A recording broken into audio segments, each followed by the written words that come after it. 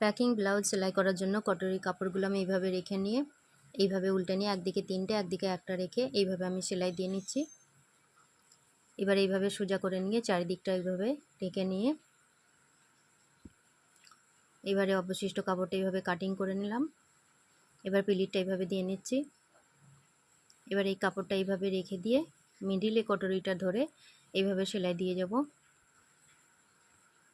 এইভাবে সেলাই দেওয়ানোর পর চারিদিকটা টেকে নিয়ে কাপড়টা কেটে নেব। ইয়োগ পট্টিটা এইভাবে রেখে মিডিলে উপরের অংশটা রেখে দিয়ে এভাবে সেলাই করে টাক দিয়ে নেব। এবার পট্টিটা একদিকে 1.5 ইঞ্চি একদিকে 3 ইঞ্চি এইভাবে নেব। এবারে পট্টিটা উপরে রাখবো, এই পট্টিটা নিচে রাখবো।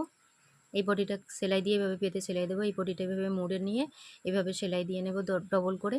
পিছনের পাটটা এইভাবে পুট থেকে আর্মহোল সাইড নিচের দিকটা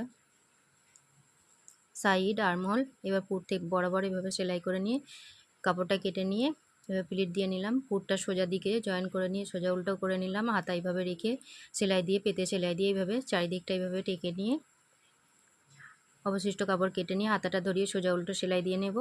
এবারে নেক পট্টিটা এইভাবে জয়েন করে নেব, বরাবর এইভাবে সেলাই দিয়ে যাব। এইভাবে সেলাই দিয়ে নিয়ে এভাবে কাট দিয়ে নেব, বরাবর সবটা কাট দিয়ে নিয়ে এভাবে পেতে সেলাই দিয়ে নেব।